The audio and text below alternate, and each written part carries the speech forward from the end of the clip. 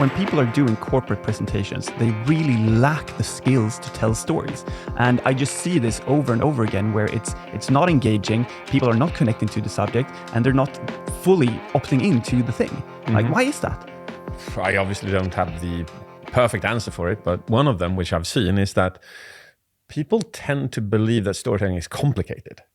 That I think that, and everything that's complicated, we obviously avoid, right? But storytelling is the most simple thing in the world because that is how our brain sees everything. It simulates the future by creating stories. It replays the past by creating stories. It understands our presence by just creating stories. You know, it's our brain thrives on stories. It just loves it. So I don't know where this truly comes from, but you know, like the picture of a great storyteller lives in Scotland in a castle. Bearded old man drinking a whiskey in front of a fire and telling a story. So if that is the perception of what storytelling is for a lot of people, obviously that makes it very strange and very hard. But it's the most simple thing. Just retell an event. That's the story. Yeah, I think maybe it's also that people just don't realize the value of using stories. They see it as this thing, and they see it as something that they do with their kids when they go, like bedtime stories. Yeah. But that's not what we're talking about. We're talking about business storytelling and actually using that in your presentation to make it more genuine, to provide more value to the topic and the subject that you're talking about. Absolutely. Yeah. No doubt about it. You know, and whenever I do a keynote for 1 hour, on public speaking, I've got this little exercise at the end where I ask people what do they remember from the 1 hour, and consistently stories are at the top. That also is the same thing as which is shown in studies where stories are 20 times more powerful in remembering something compared to data. So you as a public speaker, you've been a keynote speaker for more than 20 years. How has storytelling shifted throughout your career? Well, I was scared of storytelling, just as so many are. I didn't understand storytelling. It seemed complicated. You had to read like loads of books. And then, so I kind of avoided storytelling for a big part of my profession, focus on other skills instead. But then one day I just realized it's just too powerful. When I read up on how powerful it is for memory, for influence, for comprehension, I just thought to myself, you know, I need to get good at this. So let's drill down and see what it's all about. And that was kind of the end goal of that was my TEDx talk, which then ended up becoming the biggest in the world on storytelling, which is quite hilarious, really. So why don't people use stories more? Are they afraid of stories? What do you think is the thing? I think it's probably that combination of people don't understanding what storytelling is and also not having the knowledge on how to do stories. You know, because if you look at a story, it's actually just an event.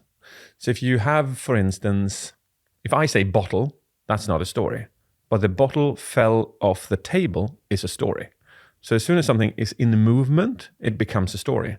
But nobody wants to listen to a story about a bottle falling down from the table. It's a boring story by definition, but it is a story, right? So if people tend to tell stories like that, which don't have the elements of storytelling, they don't get attention and they get people looking away, you know, not being focused. Then of course you don't want to do storytelling.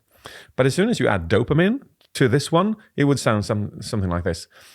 I opened the door, and just as I opened the door, I saw it. I screamed. I said, no!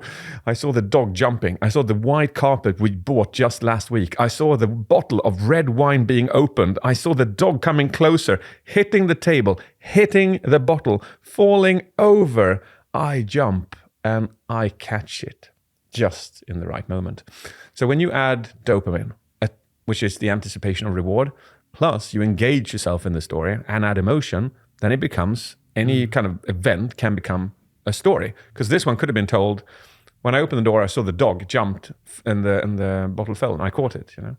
But that wouldn't be as engaging. So it's just apply those simple techniques. We had a consultant, an entrepreneur. He went into our storytelling training and he increased his revenue by 2,500%. Do you remember that guy? What is it about storytelling that increases value so much?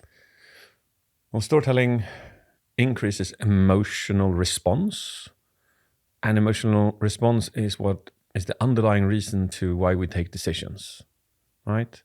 Take James Bond, for instance.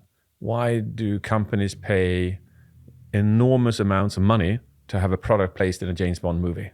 Why? Because it increases its value. So you have the classical Omega watch, which James Bond wears, of course. It tells time, and it costs 10, 15,000 euros. And the reason why we're willing to invest that amount is because that's an emotional association to it. I think a lot of people don't believe that they take decisions driven by emotions, but every single human does. There's actually no decisions that we take which are driven by anything else than emotion. What we use logic for is choosing which emotion do we want to feel, pain or pleasure.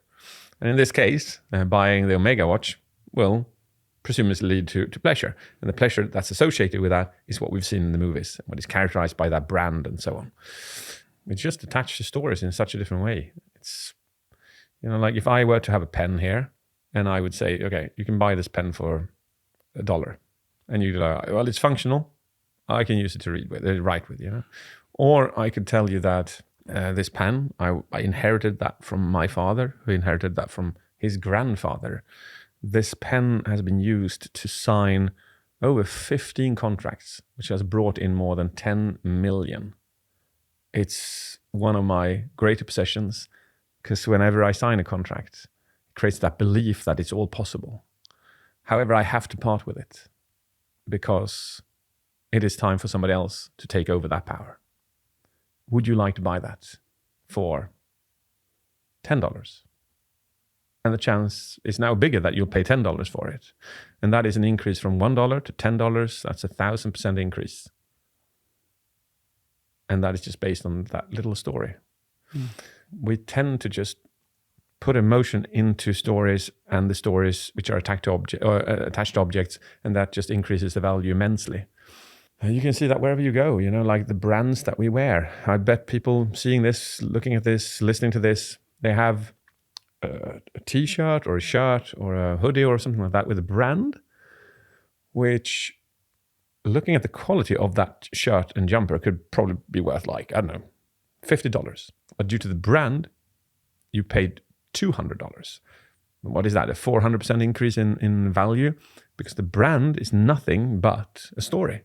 It's your own associations, historical references, but also all in the movies and the TV shows about this particular brand, when famous people wear this brand and so on. They try to devaluate, I think it was Yves Saint Laurent, YSL, I think that was the one, where they handed out copied bags, like fake ESL bags, to homeless people in London. So that homeless people would walk around with these YSL bags in order to devaluate the brand experience of it. And obviously that is one way to do it, because when you see only rich people use it, you become associated with the emotion that you will seem rich if you buy it, and therefore it is worth 10,000 or 5,000 more percent. So anyone wanting to learn storytelling, what should they do?